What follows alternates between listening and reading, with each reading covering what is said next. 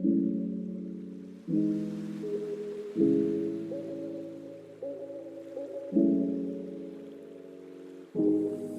to the podcast, Jeffrey Young. Thank you very much, Dana McNeil.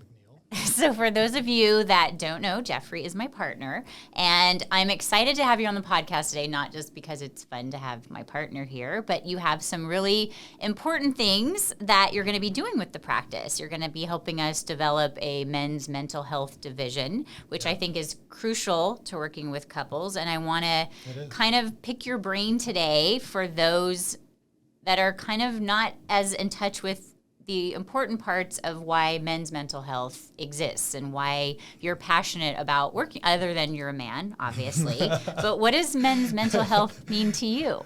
Well, I think that there are qualifications to that involve more than just being a man. And I think that more than ever, it is a challenge to navigate what it means to be a man in contemporary society. I thought about how I would want to approach that, and I think what's important for me to consider as a backdrop is where I'm coming from, because essentially my school of thought is sort of humanist existentialist, and one of my great heroes is Abraham Maslow. And I think Abraham Maslow put us on a very important track that I think we had gotten off of. I think at one time we were maybe more on the track. I think, for example, of like classical civilizations, where it was looked at, this is what it means to be an excellent human being and to live a fulfilling life. But I think we've come a long way since then. And I think in the origins of what it means to be mentally healthy, unfortunately, most of the focus is on what it means to be mentally ill. Our early psychologists and psychiatrists were basically looking at humans as a collection of things that can go wrong.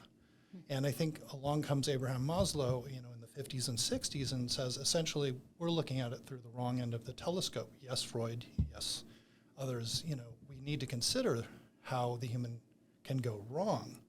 But by what standard do we base what it means to be a healthy human?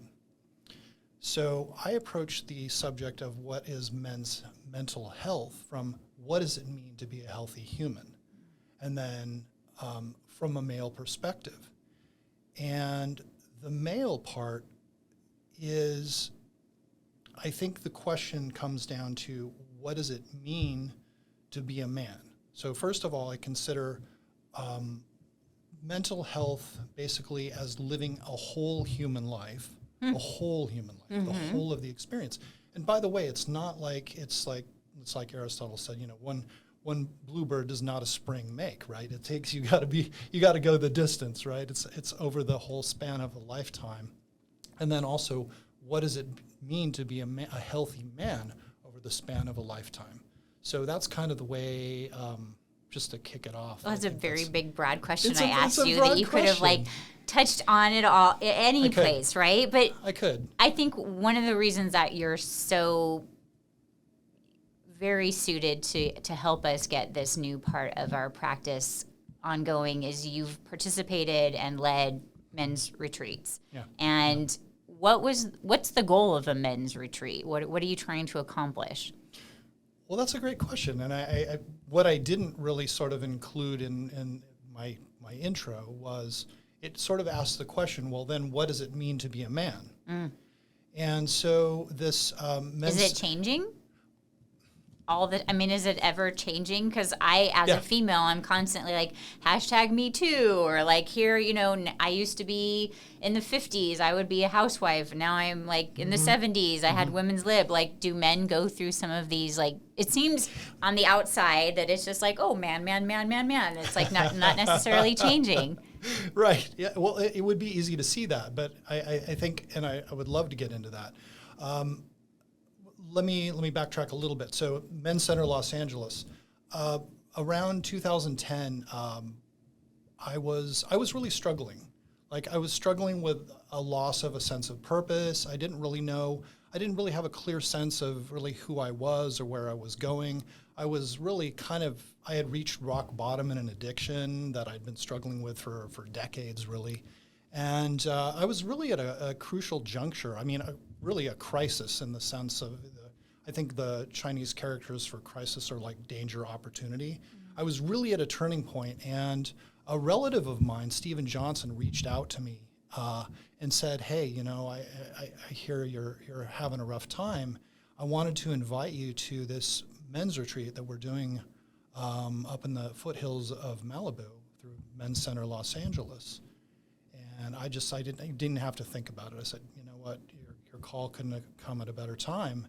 And without knowing really anything about it, you know, I didn't go and do my homework or anything. I sort of trusted the process. You know, can't be worse than where I am.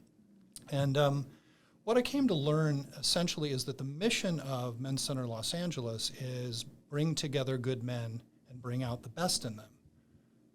So think about the questions that are sort of enfolded in that. Well, what does it mean to be a good man? And what does it mean to bring out the best in a good man? So it got me thinking again about what it means to be a man and what is the value in manhood and masculinity. And I don't know what your impression might be, because I think in the popular culture, people think, you know, men's retreat, what are you guys like? We're wearing loincloths and beating on drums, you know, howling at the moon, which I'm not saying we didn't, by the way, but it's certainly much more than that. And one of the things that I would want to emphasize is that up there on the mountain, we were given the space and the sanction to explore what it means to be a man, to set aside the definitions that are imposed upon us by society, the expectations, and just go up there and be. And I could say so many positive things, but what I will say is that if your idea of a man is anything like the characterization of toxic, you know, violent, aggressive, unfeeling, I saw so many tears, so many hugs, so much love up there. I mean, I saw people break down and be lifted up. I saw men going through a lifetime of hurt in a moment and being supported by their brothers. I mean, I think one of my very favorite things is we have these meetings when we get together, and yes, we would bang drums. There's something really, by the way, on that subject, I think there's something very elemental about connecting together over the rhythm, and I think that's probably why the drum work. I mean, you think about tribal societies and everything. That's the coming together and the drumming. Anyway, in these gatherings, we would, at the center is basically an altar, and every man there would have lit a candle, and lit a candle for their loved ones, and we announce who we are, and, you know, I'm Jeffrey, son of Don, and so on and so on. But the most important thing, I think, to me, when I think of these retreats, is getting up and taking what we call the talking stick. We had this old stick with like a bear head carved into the top of it, and it was wrapped with flags and everything. And the idea was to just get up and speak from your heart. Like, there's no pretense. You're not putting on a performance. This is not a competition. Any of those sort of things that we typically associate with manhood, this was just be yourself. Speak from the heart. Which sounds like it can sometimes be hard for men to do, because I think of men as doing versus being. And so how do you give yourself permission to then just step up and speak from the heart when your societal message is your value is in doing versus being? Yeah, you said a mouthful. I'm glad you brought that up, because I was thinking about that as well. I mean, we are human beings more than we are human doings. That's not to say that we all don't have to. Part of the human condition is that we must do. And ultimately, we must not fail in what we seek to do, because our very lives depend on it. But the thing about up here on the mountain with the support is we're able to let go of that heavy mantle of responsibility for, the weight of the world, right, that we're supposed to carry on our shoulders. We can never be vulnerable. We can never be weak. We can never rest, right? It's unflagging, uncompromising, and doing, right? And so you brought up the ability just to be and to breathe. And so in the stillness, in the breathing, and there's a lot of breathing, and like I could talk about like the Native American, the Inipi, which is known as a sweat lodge and things. There's a lot of that, but getting back to the talking stick just for a moment. We were advised by those who'd come before us that, if your heart is really beating in your chest, probably means you have something you need to say. So listen to that. Because getting up in front of a group of men and just really speaking from the heart, we don't do a lot of that. Yeah. We really don't. Yeah. We do it in certain roles. Like if I'm a CEO, right? I'm speaking to my, or I'm a coach and I'm speaking to my team, right? There are ways in which men get up and address other people, or I'm mansplaining a concept to my, but this is a different kind of speaking. This is a speaking your truth. This is a without any consideration for like, how is this going to be perceived? And I think one of the things that I also thought I would bring up is that, so, well, why go up there with just a bunch of men, and why not include women? And I have a very simple answer for that. And it's based on personal experience, because I've gone to a lot of AA meetings, and I know that when you're serious about recovery, you want to be focused on the recovery.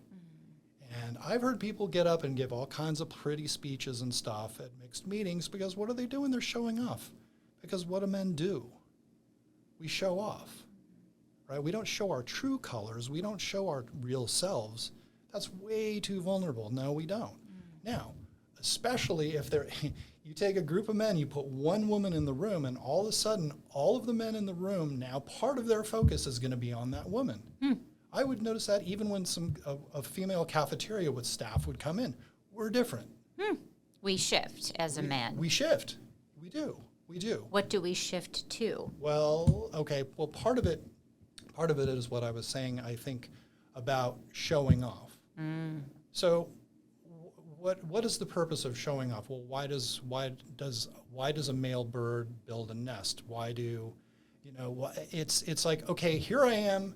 This is what I have to offer. Here are the resources that I have that I'm supposed to provide as the male of the species, right? And that's my sole attractive feature over here. It's not who I am, especially not on the inside. It's what I can provide. And therefore, I think that translates into when you bring a woman into the room. Now, if the guys are picking up the talking stick, they're like, yeah, man, I'm a powerful CEO, and I've got my own business, and I drive a Porsche, and all.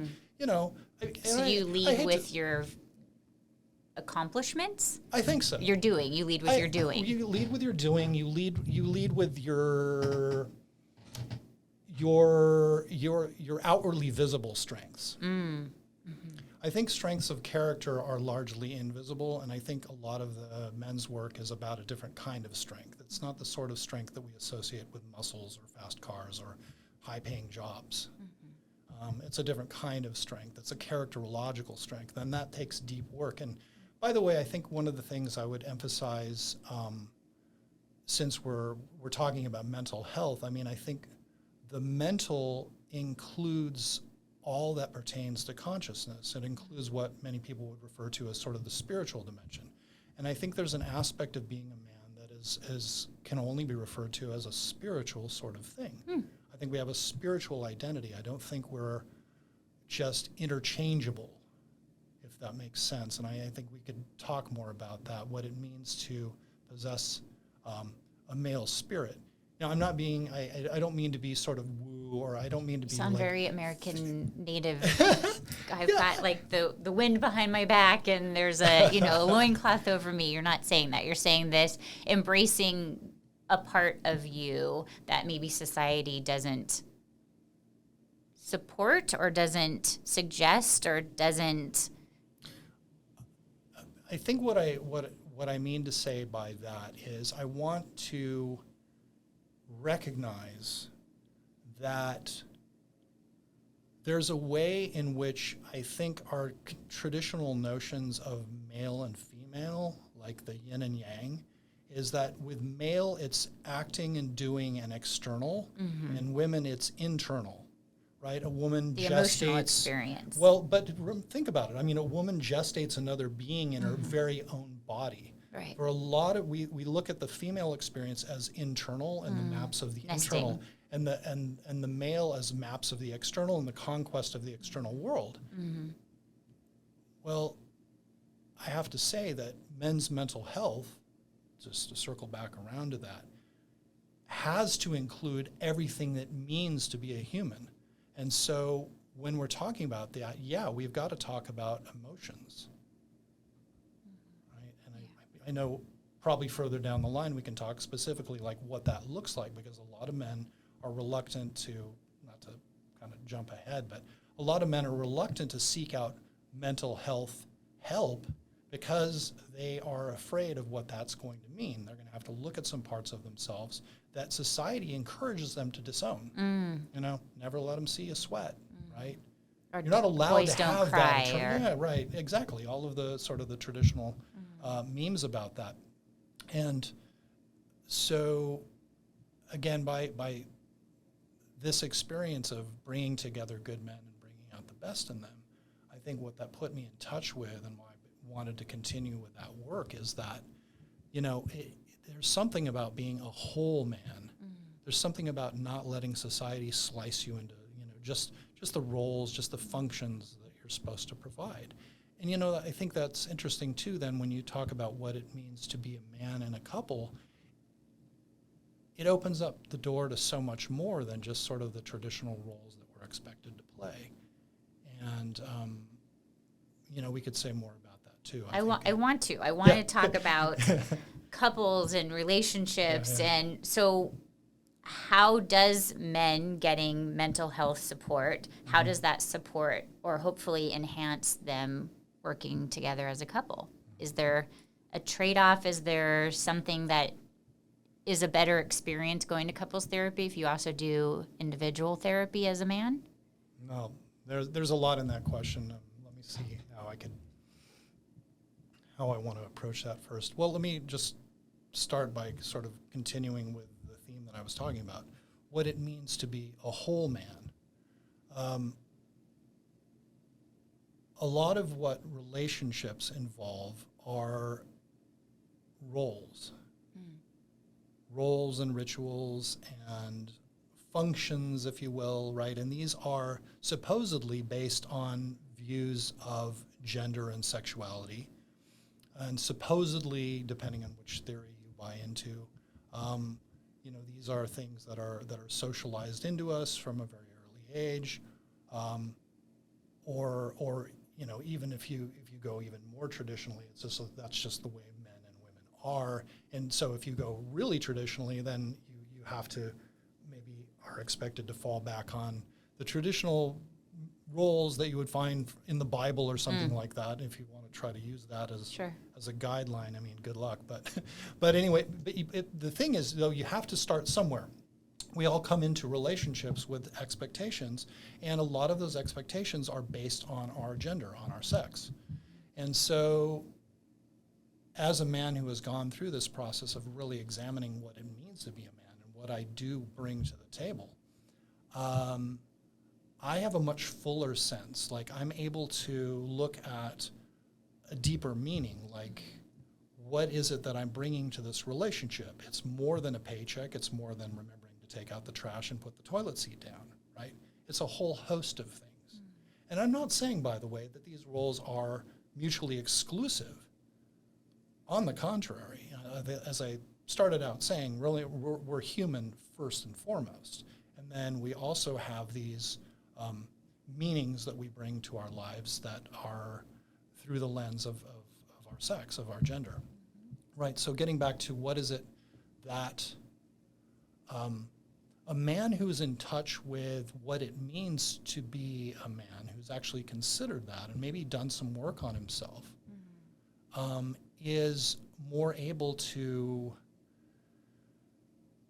I guess I want to use the word navigate the complexities of trying to work out what it means to be in a relationship with someone else. And by the way, I'm not just saying traditionally male-female relationship either. To be in relationship with anyone else is to involve more than one person in this project of life.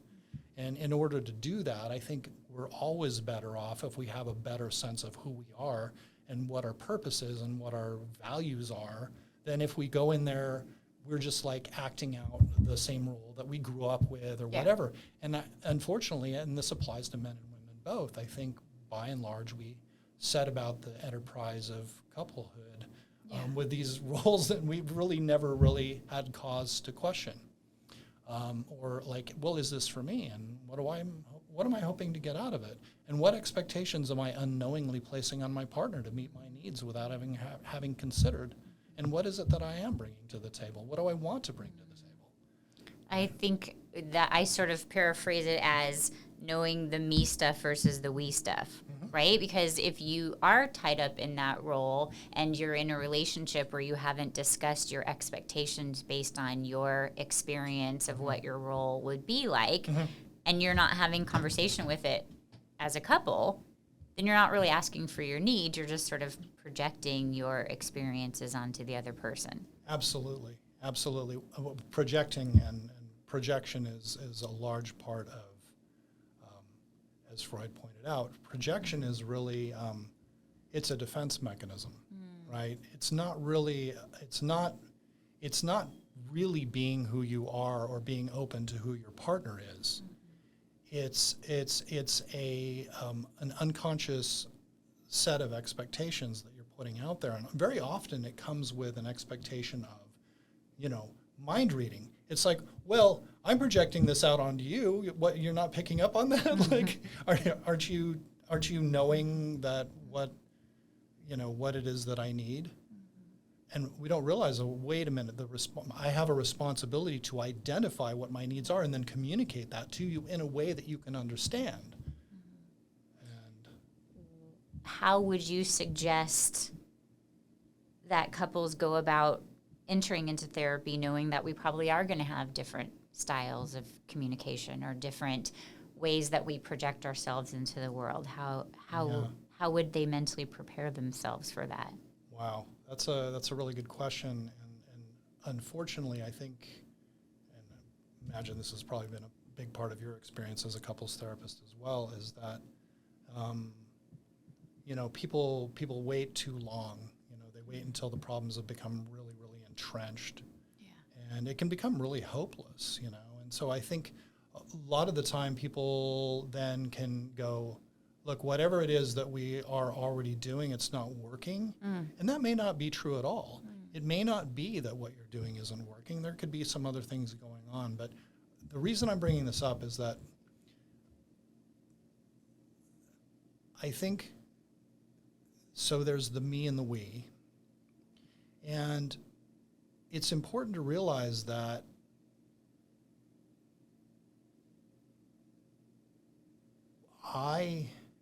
when I go to couples therapy, not only am I getting hopefully closer with my partner, but I'm growing as a person. I think that it's really all about growth. And I'm a big believer in what's known as, for example, post-traumatic growth. I think couples can really, I don't want to put this too strongly, and I don't want to overuse the word trauma, but couples can really hurt each other. Yeah. They can really injure each other, right? And the injuries really hurt because of how much a person means to you. And so sometimes by the time people get into therapy, they've been really, really hurt. And the important thing to recognize is just as if you injured yourself playing football or whatever you're doing, and you go to a doctor to help and to get you on the path of healing, there's an analogous thing that happens in couples therapy. And that is you're healing the wounds. And remember, there are wounds that you carry and that your partner carries, and then there are wounds that you carry and have been, exacerbating in the way you're approaching things. So again, I think it's about growth, and I think it's about healing. And so looked at from that standpoint, I think that's a way of kind of incentivizing. This is a chance for us to grow together. I think sometimes I think the fear is that, well, yeah, but I'm going to go in there and basically my partner is going to get the therapist on her side, and they're going to gang up on me and point out all the things that she already points out about that are wrong on me, and then I'm just going to. Is that intimidating? Heck yeah! I mean, of course I think I know the answer to this, but I want to hear you explain it as a male. Is it intimidating to hear that, okay, we've made this decision, because hopefully it's a we decision, not a being told what to do ultimatum decision, and I'm anticipating perhaps that we're going to go into a fight where I don't have the tools, right? That there's an expectation that I'm going to be expected to talk about my feelings a lot and sit in feelings for an hour at a time, and that this is just going to be a bigger version of what I do at home. Yes. Yeah. That, and that is a legitimate fear in many cases. Because not all couples therapists are as adept at approaching it in a way that both men and women feel seen and heard. But let me see, where did I want to go with that?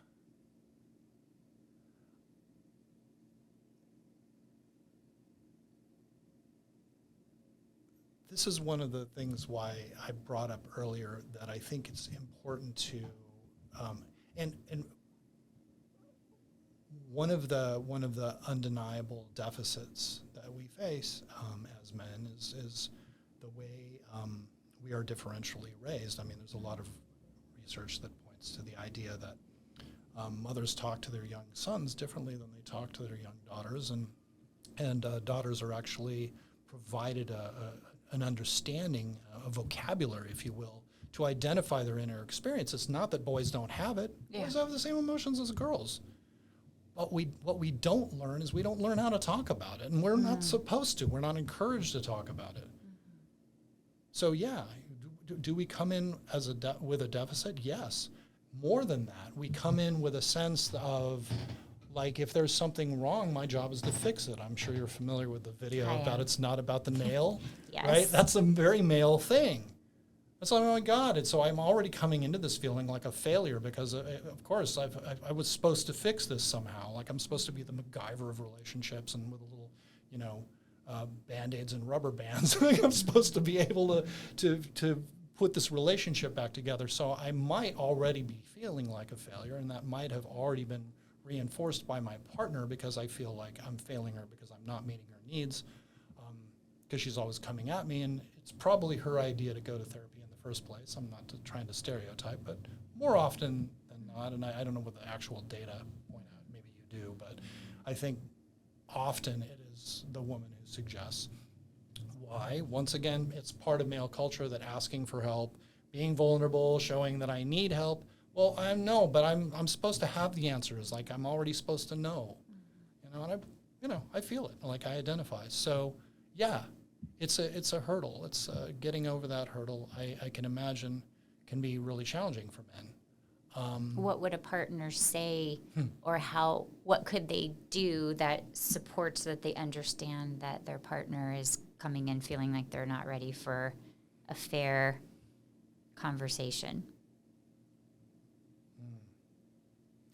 I don't know, because part of me thinks that if they were able to validate what their male partner is experiencing, they would have been able to have some better conversations. However, not to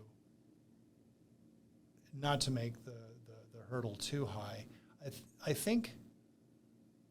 This is what I think. I think maybe looking at it with more of a metaphor, it's like, we're on this journey together, and it's like we weren't given any set of directions. It's like we've lost track somewhere, and men hate to ask for directions. Again, I'm just thinking, it's like, maybe that's not the right metaphor, but I'm just thinking, honey, it's like, what if we just went to somebody who can help get us back on track and there are things that you don't do as well as I do, and I know you're less comfortable talking about emotions. I mean, I can tell, and that's okay. But that's actually, there are people who are trained that actually know how to do that. I mean, like, we can probably talk more about this, but I've been trained in a model of emotionally focused therapy, and yeah, I mean,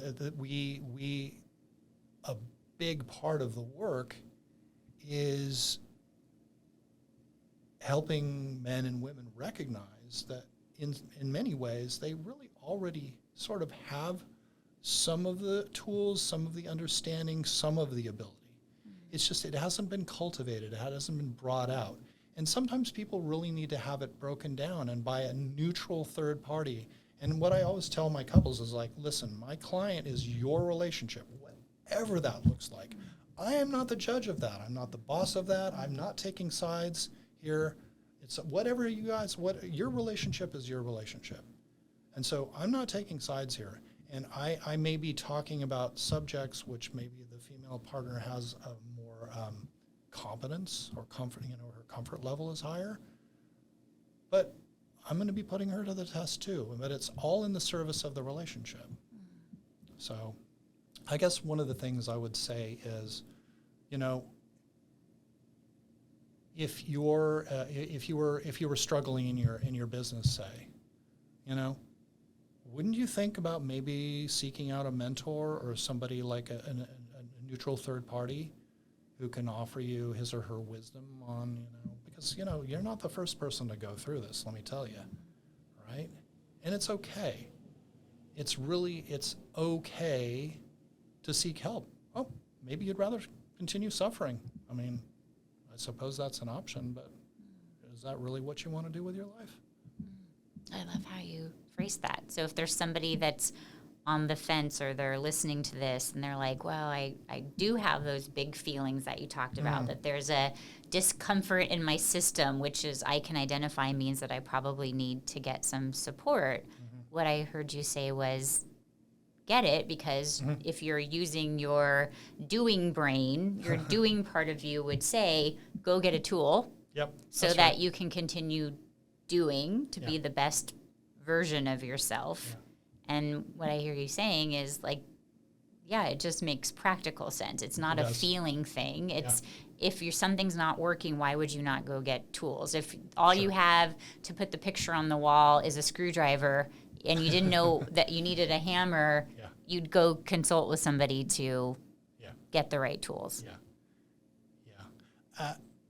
And again, I think thinking back to the talking stick, it's like you probably know somewhere down deep that you need it.